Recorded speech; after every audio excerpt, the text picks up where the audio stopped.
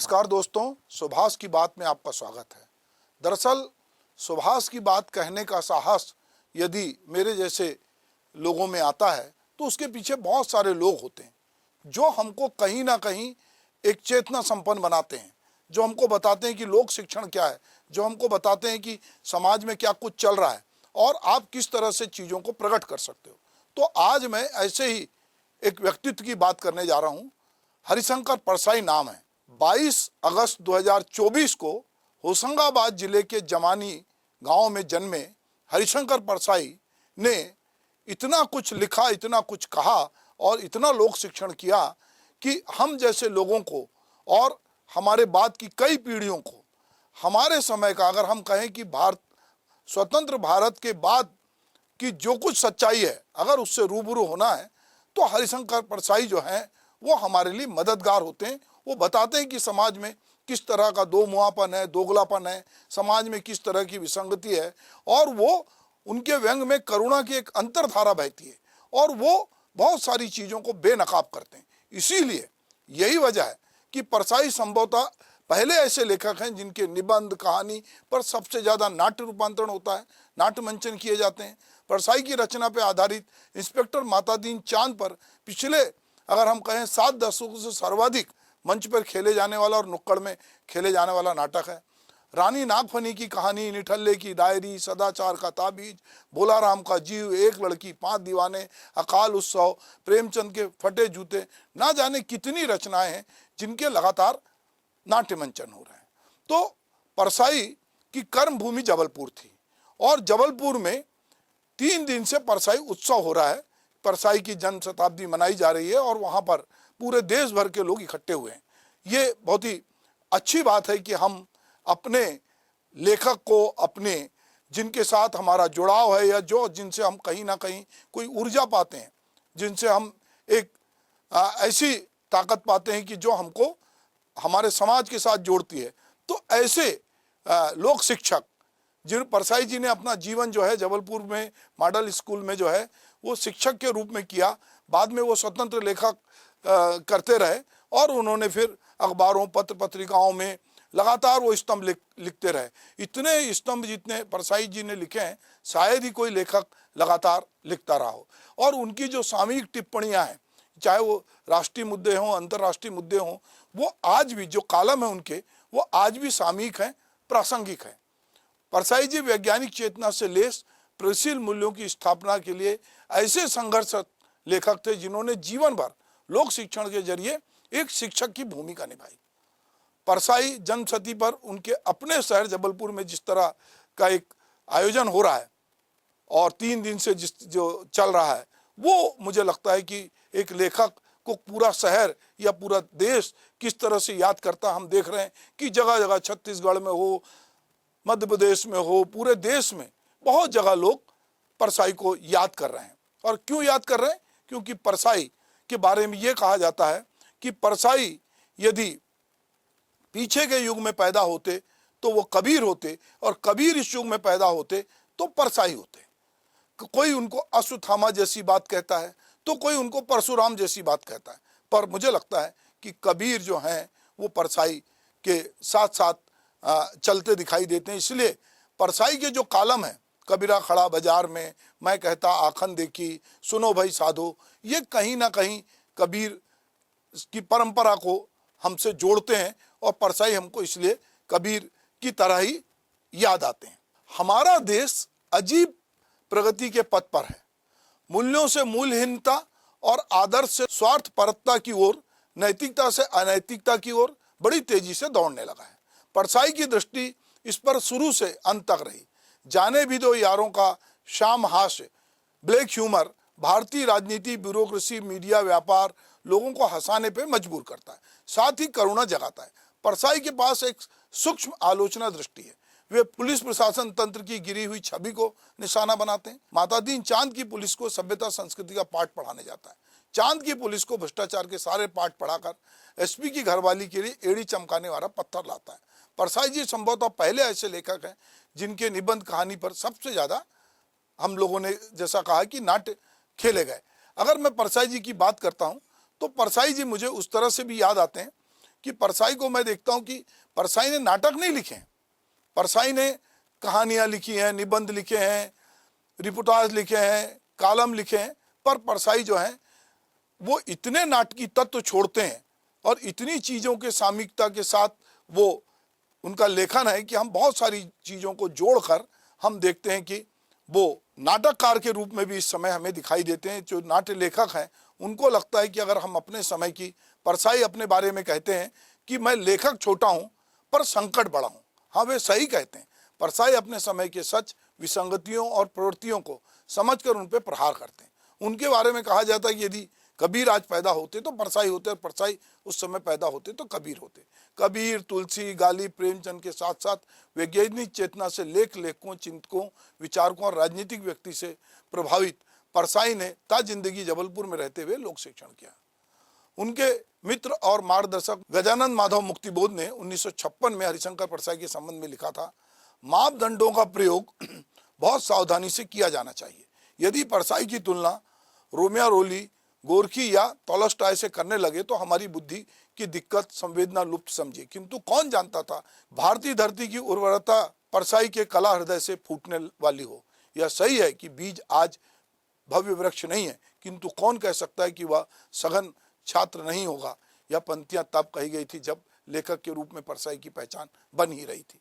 आज मापदंडों का बहुत सावधानी से प्रयोग करते हुए यह कहने में कोई संकोच नहीं है कि परसाई कबीर और निराला की परंपरा के विद्रोही कलमकार हैं।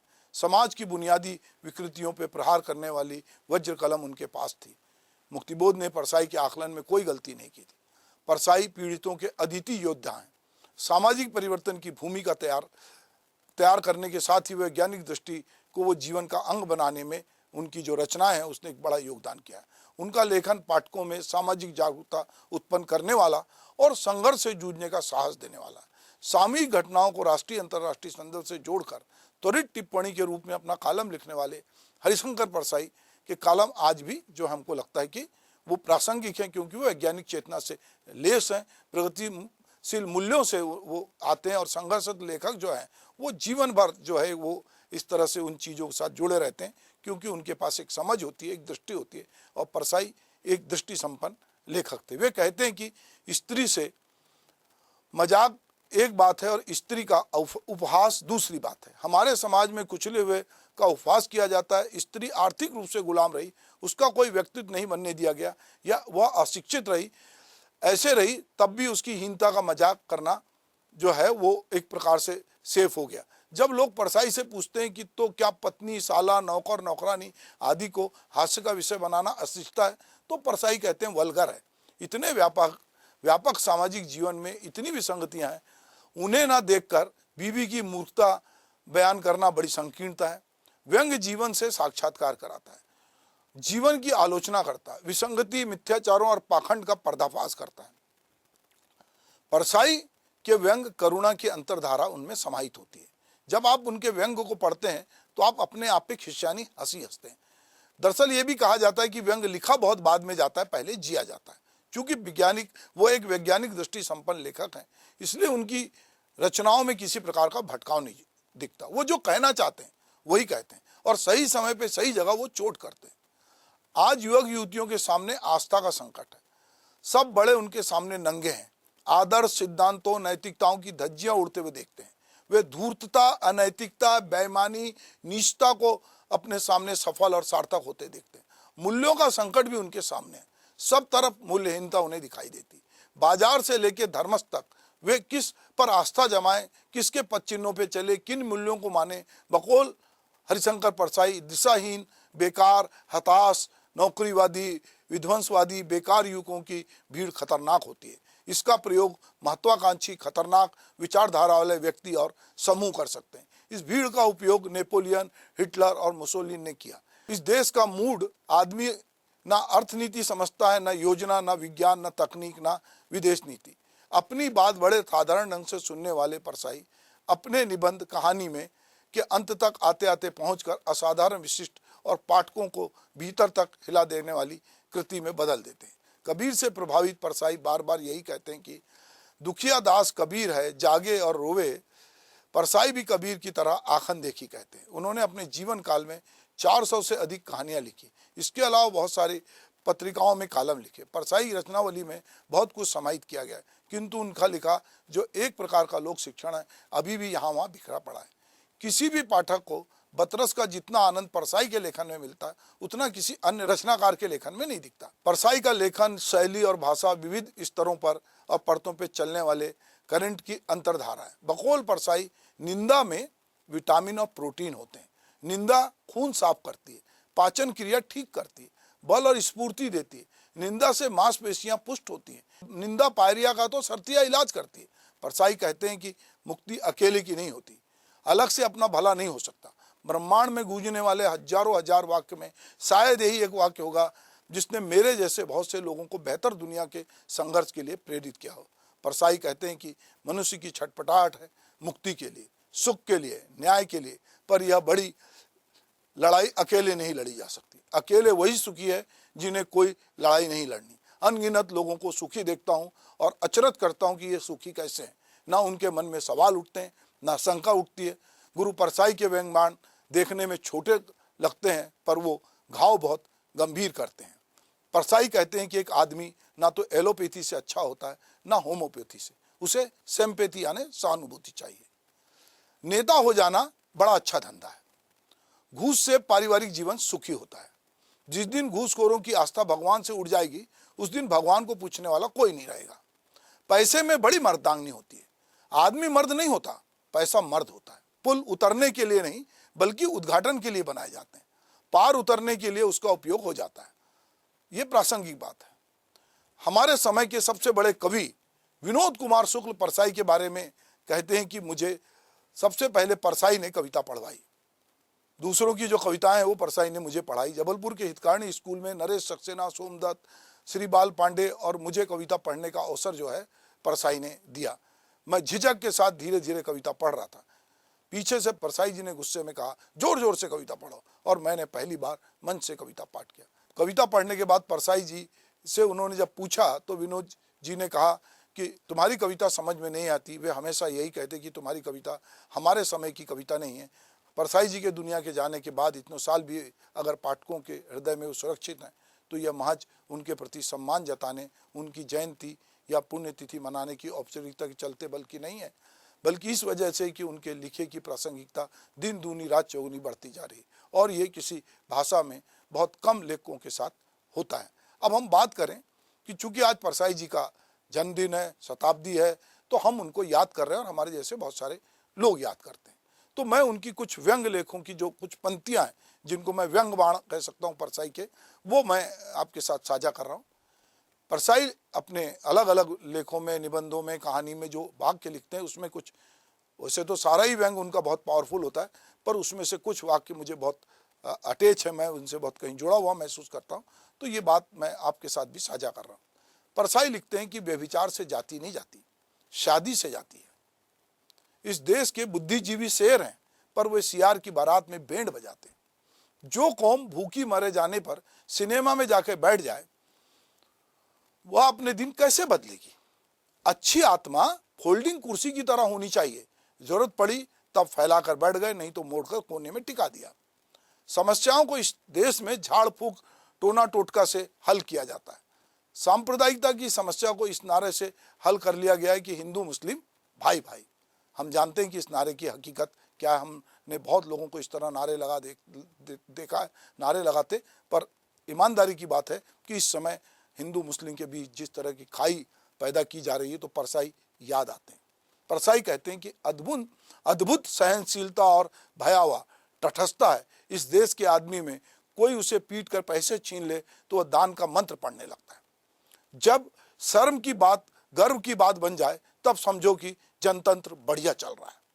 आत्मविश्वास कई तरह का होता है, धन का, बल का, ज्ञान का, लेकिन मूर्खता का आत्मविश्वास सर्वोपरि होता है। परसाई एक जगह कहते हैं कि अंधभक्त होने के लिए मूर्ख होना जरूरी है। अमेरिकी शासक हमले को सभ्यता का प्रसार कहते हैं। बम बरसाते हैं तो मरने वाले सोचते हैं सभ्यता बरस रही है।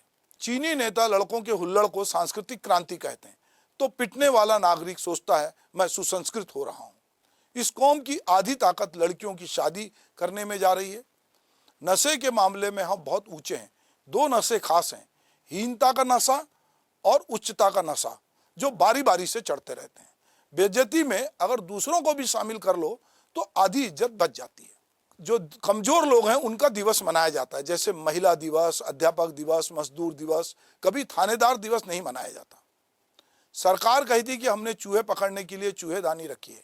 एक आध चूहेदानी की हमने भी जांच की, उसमें घुसने के छेद से बड़ा पीछे से निकलने के लिए चूहा इधर फंसता है और उधर से निकल जाता है। पिंजड़ा बनाने वाले और चूहा पकड़ने वाले चूहे से मिले हैं। वे इधर से पिंजड़ा दिखाते हैं और चूहे को छेद दिखा देते हैं।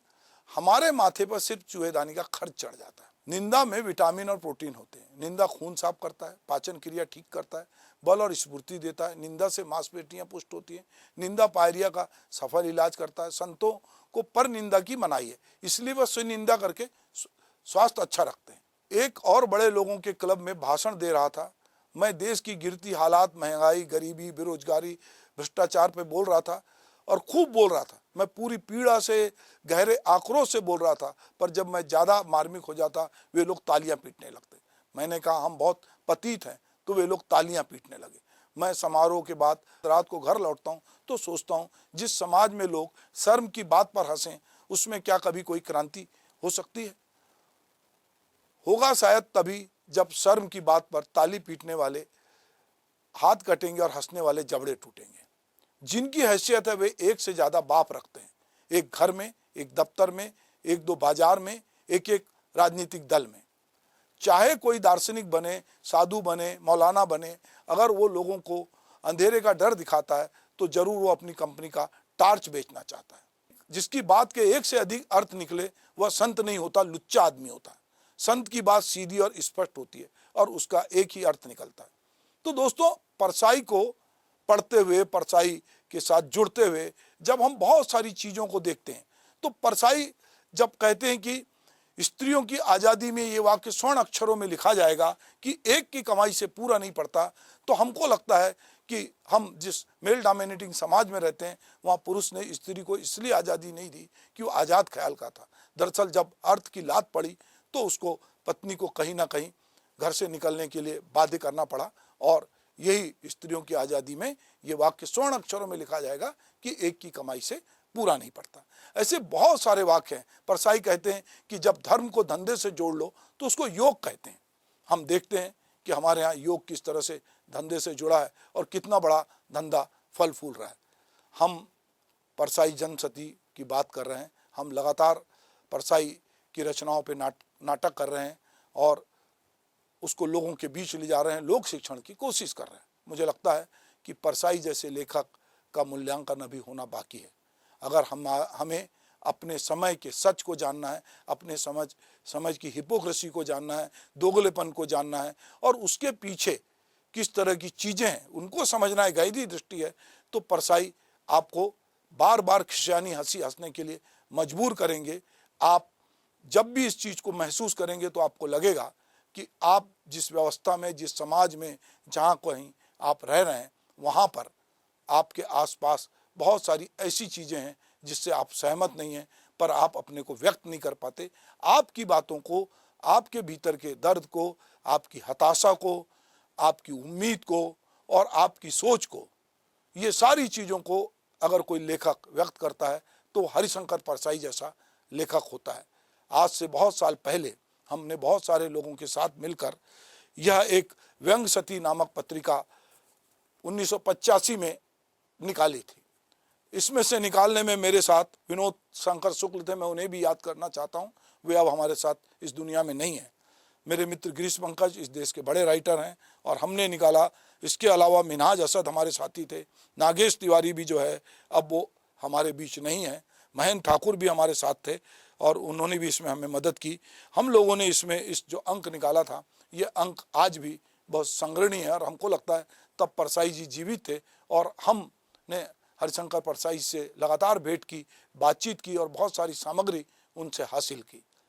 हमें लगता है कि अगर परछाई और लंबे समय तक होते तो बहुत बड़ा लोक शिक्षण करते, इतना लिखते कि जो अभी आधुनिक समय में जो बहुत सारी सुविधाएं आई हैं, तो मुझे लगता है कि जिस तरह वो लिख रहे थे वो इस तरह स्क्रीन पे जैसा मैं बोल रहा हूँ वो बोल रहे होते और हम बहुत सारे लोग उससे लाभान्वित होते। बहरहाल बात कुछ नहीं है, परसाई जी हमारे बीच हैं अपने लेखन के साथ, अपने विचारों के साथ। यही वजह है कि आज 100 साल बाद भी हम यहाँ खड़े होकर उनको याद कर रहे हैं, उनकी जन्म शताब्दी मना रहे हैं और हमारे जैसे बहुत सारे लोग मना रहे हैं। तो मुझे लगता है कि परसाई से बेहतर बहुत कम लोग शिक्षक होंगे जिन्होंने इस तरह की समाज को शिक्षित करने की, जागरूक करने की भूमिका निभाई। तो एक बार पुनः परसाई जी को याद करते हुए नमस्कार।